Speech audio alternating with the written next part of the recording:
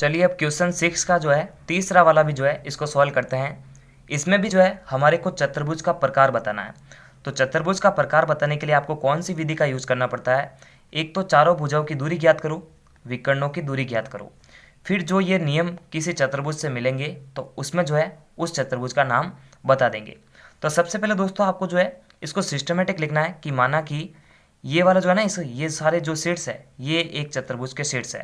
तो इस तरह से आपको सिस्टमेटिक लिखना है, लेकिन वीडियो काफ़ी लंबी बनेगी इसलिए मैं इसको शॉर्ट में कर रहा हूँ, ठीक है ना। तो जैसे मान लेते हैं कि एक चतुर्भुज था, यानी चतुर्भुज कैसा भी हो सकता है, जैसे चार भुजाओं से घिरी कोई भी बंद आकृति चतुर्भुज होती है, ठीक है। तो यहाँ पर इसको ए मान लेते हैं, जिसको ये नाम देते हैं 4,5, यानी ये निर्देशांक है। फिर इसको बी को मानते हैं 7,6, फिर जो है सी को मान लेते हैं अपन 4,3 और डी को मानते हैं अपन 1,2। तो सबसे पहला हम अपन जो है इस वाले नियम का यूज करेंगे, यानी चारों भुजाओं की दूरी निकालेंगे और दूरी सूत्र का यूज होगा, क्योंकि दो बिंदुओं के मध्य की दूरी निकालनी है, वो दूरी सूत्र पर डिपेंड होगी। तो यहाँ पर दूरी सूत्र में लिख देता हूँ एक बार। दूरी सूत्र क्या रहता है, याद होना चाहिए आपको, क्योंकि बार बार हो रहा है तो फिर आपको आना चाहिए। x2 माइनस x1 का whole square plus y2 minus y1 का होल स्क्वायर। ये तो बहुत ही सिंपल है। तो देखो सबसे पहले अपन ए बी का निकालते हैं, ठीक है ना, ए बी का। तो अनुरूट x2 माइनस x1, अब देखो इसको मैं x1 y1 x2 y2, तो x2 माइनस x1 मतलब 7 माइनस 4 का whole square plus y2 minus y1 यानी 6 माइनस 5 है ना, इसका होल स्क्वायर। सॉल्व करते हैं आप। 7 में से 4 चला जाएगा 3 का होल स्क्वायर बनेगा, 6 में से 5 चला गया 1 का होल स्क्वायर बनेगा। अब देखो 3 तियारे तो हो जाएगा 9 और 1 हो जाएगा 1, तो 9 और 1 कितने हो जाएंगे, √10।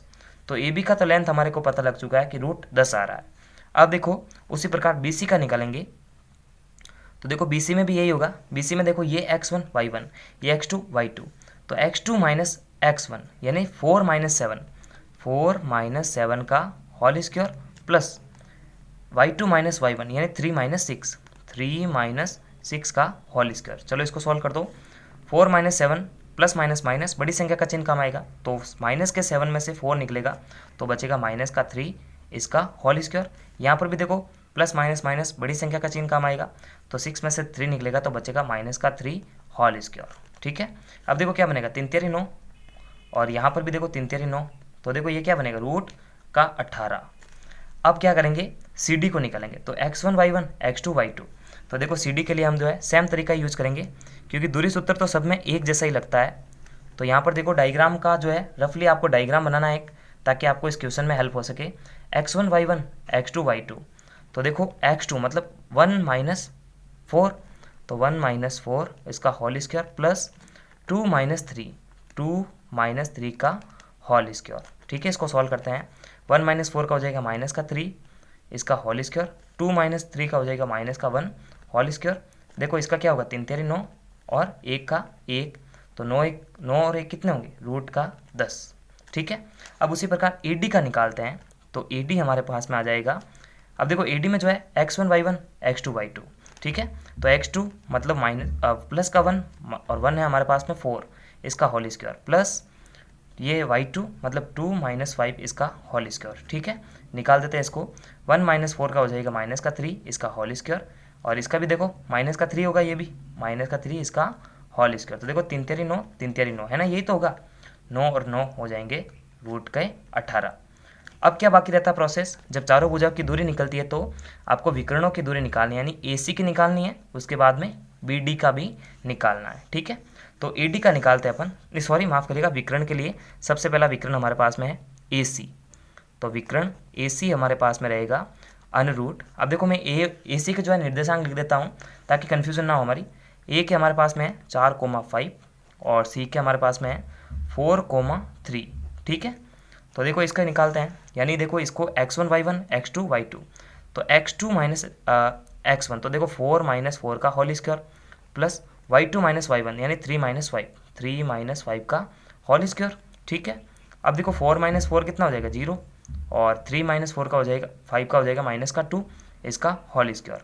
तो देखो सॉल्व करने पर क्या आएगा, ये 2 दूनी 4 होगा, ये तो 0 है, तो 2 दूनी 4 और 4 का रूट हमारे को सॉल्व करना तो कितना आएगा, 2 आएगा। तो ए सी बराबर हमारे पास में आ जाएगा 2। अब उसी प्रकार जो है बी डी विकर्ण भी निकाल देते हैं।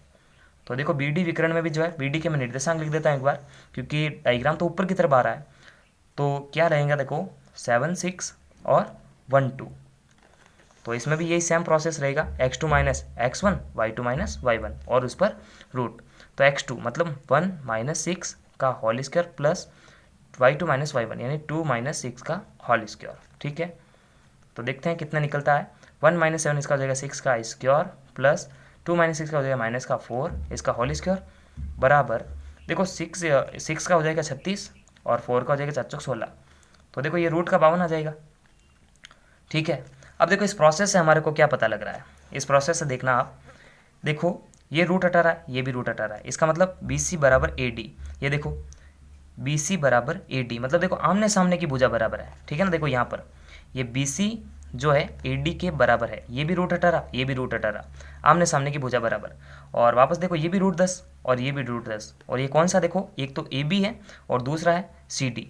तो ए बी बराबर सी डी यानी ये भी बराबर है, लेकिन विकर्ण एक दूसरे के बराबर नहीं है, क्योंकि देखो एक तो हमारे पास में 2 है और एक है रूट का 52 है। देखो ये रूट का 52 निकला। तो ये किस चतुर्भुज से रिलेटेड जो है गुण दर्शा रहा है, जब आमने सामने की भुजा बराबर हो तो वो समांतर चतुर्भुज होता है और उसमें जो है विकर्ण भी बराबर नहीं होता है। तो ये जो नियम या फिर ये जो रूल्स काम कर रहा है किससे रिलेटेड है, ये समांतर चतुर्भुज से रिलेटेड है। ठीक है ना, तो यहाँ पर लिखेंगे चूंकि ए बी बराबर बी सी बराबर सी डी बराबर ए डी, बट हमारे पास में जो है विकर्ण ए सी बराबर बी डी, क्या ये दोनों बराबर है? नहीं है ना, क्योंकि देखो एक 2 है एक रूट 52 है, ये बराबर नहीं है। तो यहाँ पर अपन एक हिंदी में एक लाइन लिख देना आप कि जब किसी लिखना हमारे को आमने सामने की भुजाएं बराबर होने पर उस चतुर्भुज को समांतर चतुर्भुज कहते हैं, या फिर सम्मुख भुजाओं का जोड़ा समांतर हो तो भी चतुर्भुज कहते हैं, लेकिन उसका देखो विकर्ण कभी भी ना बराबर नहीं होंगे। तो जिस चतुर्भुज की आमने सामने की भुजाएं बराबर होती है उसे समांतर चतुर्भुज कहते हैं। तो ये समांतर चतुर्भुज का टाइप है। ठीक है ना, समांतर चतुर्भुज। तो नमस्कार, थैंक्स फॉर वॉचिंग। और पूरे चैप्टर की जो प्लेलिस्ट की लिंक है आपको वीडियो के डिस्क्रिप्शन बॉक्स में मिलेगी, वहाँ जाकर आप बैक टू बैक सारे वीडियोस देख सकते हैं।